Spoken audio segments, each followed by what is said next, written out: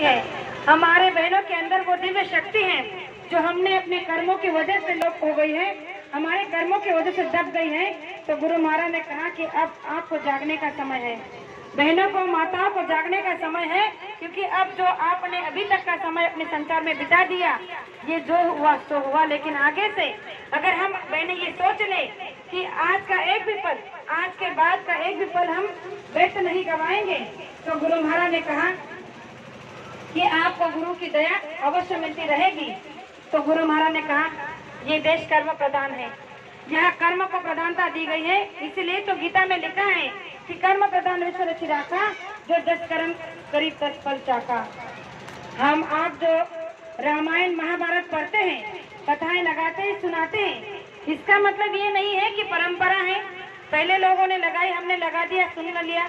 अगर रामायण महाभारत गीता पुराण बनाई गई है तो केवल सुनने के लिए नहीं, उसे सुनकर जीवन में अमल लाने के लिए लाई गई है। ये प्रमाण हमारे लिए इसलिए रखा गया है कि जिस तरह से युग में उन्होंने किया, वैसे ही हमें इस बार करना है। गुरु महाराज ने कहा कि अगर राम की पूजा आज की जा रही है तो क्यों?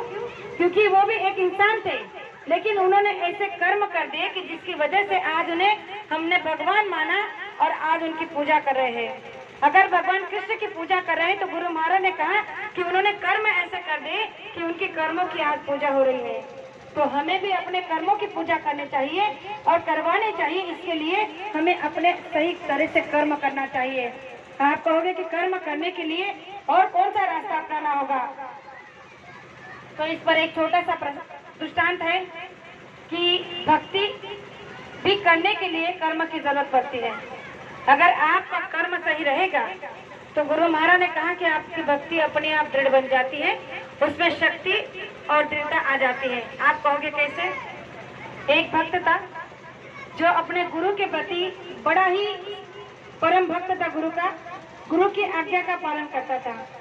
उसके जीवन में केवल एक ही लक्ष्य था कि सही मेहनत ईमानदारी से कमाना और उसी कमाई